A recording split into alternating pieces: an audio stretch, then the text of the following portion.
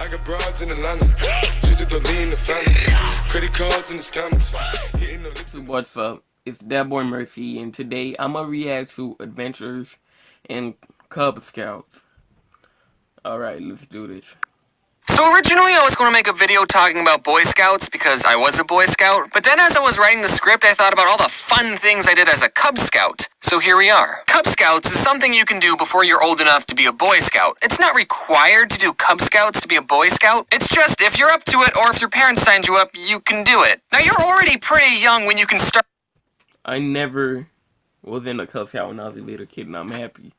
Because it seemed like hell to me right now. Doing Boy Scouts. It's why it's called Boy Scouts, not Man Scouts. You can start doing Cub Scouts when you're 7. At what point does it just become babysitting in uniform? So all you people watching over the age of 7, let me tell you what you missed out on. Unlike Boy Scouts that wear a tan uniform, Cub Scouts wear a dark blue uniform. Now there are 4 ranks to the Cub Scouts. There were some requirements you had to do to go up the ranks, but if you went to the meetings every week, you'd be fine. You didn't have to do anything on your own time. And even if you did all the requirements in the rank, you still had to be in the rank for at least a year. So basically the ranks were based on your age. When you were 7 years old in 1st grade, you were a Tiger Scout. The 2nd graders were the Wolf Scouts, the 3rd graders were the Bear Scouts, and the 4th graders, aka the really cool ones because you're the oldest. No, you're not. You're not the coolest one. If that was in my school, you was in a Boy Scout, they will make fun of you all day long, bro. Actually, before I tell you, just guess what the mascot for the 4th and final rank of Cub Scouts is. Leave your guesses in the comment box below. Just kidding, don't do that. I don't care. We have a tiger, a wolf, and a bear. That rhymed. What animal is cooler than all 3 of those? I'll tell you. Nothing.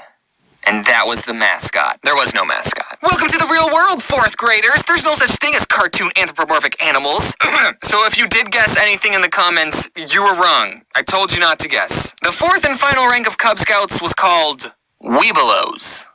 Weebelows. Very fitting name. It goes Tiger, Wolf, Bear, Weebelows? What kind of animal is that? Apparently it's supposed to stand for We Be Loyal Scouts, because we talk like pirates. Don't worry, Cub Scouts, I'll make you a mascot for the Weebelows. Here, it's a made-up animal for a made-up word. Use it however you like. The Wikipedia page also talked about a bobcat badge, but I don't remember doing that, so that's whatever, it's not important. I can't even remember what we did as Cub Scouts. We would just meet at some person's house. I think it was one of the kids' moms, and she just had some activity for us to do outside, and we would just play. My mom told me that she was my scout leader for a year, but I don't remember that. I do remember we talked about bike safety, and I remember I fell off my bike a lot. I still got the award, though. Each rank had a handbook that said what activities you would do, and I looked on Google for pictures of the handbook, and I found these books with gritty, serious, tough covers. And I was shocked because the handbooks I grew up with had the mascots on them, and I liked it. The old books were cute and had... They lied to you. Pictures! You're not trying to get rid of the mascots, are you, Cub Scouts? I think it's funny that each mascot gets progressively unhealthier, which is why my Weebelow mascot looks the way it does. And I think I might be suppressing this memory, but every time we went up a rank, there would be this award ceremony thrown by the leaders, and I think we metaphorically drank the blood of the mascot. I mean, it was really just fruit juice, but... Hello. Hey, TJ. Yes. Do you remember Cub Scouts? Yeah. Did we, whenever we went up the ranks, did we metaphorically drink the blood of the mascot? I think that's just something our leaders did. Like, some leaders chose to do it and ours did, but I don't think everyone did it. Oh, we had weird leaders. Yeah, I guess we did. Okay, bye, TJ.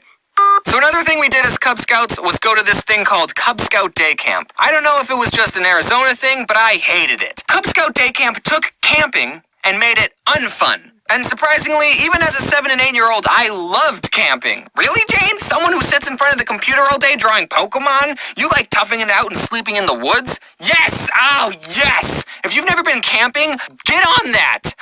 I always want to camp, but I haven't been camping yet. But I know I'm gonna love it because I love the outdoors. I'm talking about real camping though, not this day camp. Cub Scout Day Camp was during the summer, an Arizona summer. And we would get up super early, like 8 o'clock, eat breakfast at home, and then you and your whole troop carpooled for about 2 hours to camp. There were a bunch of other Cub Scout troops that met there too. It was a pretty big thing. You were supposed to pack your own lunch, and all the other boys had really cool lunches like Lunchables and Go-Gurts and, ironically, Suabway. I was jealous of kids with Suabway sandwiches, and all my mom packed me was a peanut butter and jelly sandwich on wheat bread. So before the day even starts, I'm already in a bad mood. You start the day sitting in this big auditorium, but it's outside. The leaders would tell you to drink lots of water, and they actually gave all the troops a bag of water balloons, and they wanted us to throw them at each other because that would keep us moist and not die of heat stroke. But water balloons are stupid because 90% of the time they don't even break on impact. You're just beating some poor kid to death with a bag of water. Then you would separate into your troop, and there was a rotation of activities for you to do all day. We ate dinner, and then we went back to the auditorium, and some of the leaders put on a play. I mean, it was a pretty dumb play, but I was invested in the story. But then at 10 p.m.,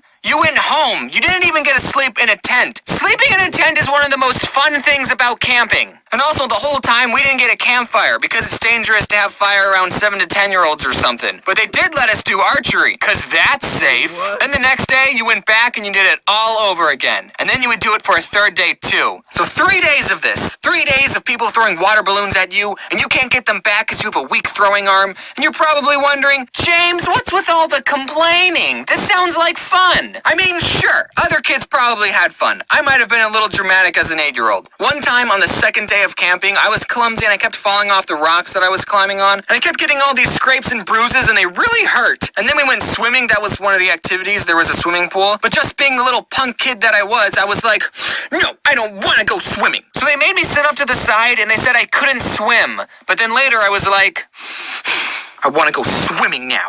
After you swam, the leaders told you to check your shoes for scorpions, and I remember I didn't check because I hated everyone. And you know the play the leaders put on at the end of the day? It was split up into 3 parts, 1 part for each day. So it was left on a cliffhanger. I wanted to go see it, but everyone else in the troop wanted to play with water balloons. And I never found out how the play ended. The next morning when I was supposed to leave for the 3rd day, I told my mom that I didn't want to go, and she had to tell the carpool that her son didn't want to go because he's a huge puss. And then afterwards, when they were handing out the awards, I didn't get a single award because I didn't go the 3rd day. So I didn't finish any of the activities. And then I never went back to Cub Scout day camp since. And that's why I hated it. Whoa, I didn't even mention the Pinewood Derby. I didn't even mention the Pinewood Derby! So, I liked Cub Scouts. I think it's good because it makes you go outside and supposedly it teaches you important safety things or something. I mean, look how I turned out. Also, in case you missed it, I've set up a store now. I got a whole bunch of stuff for you. One of the products that I'm excited about is the plushies. Also, everything in the store is on sale, but only until October 14th, so you have a couple of days left to do your shopping, I guess. And if you buy a plush by October 21st, it will come with a signed card by me, obviously. Who else would sign it? So I think that should wrap up the video right after you wear your seatbelt. Alright. Well, thanks for watching this video. I hope you liked it. Subscribe. Alright, we'll see you later. Once I was 7 years old, my mama told me, go make yourself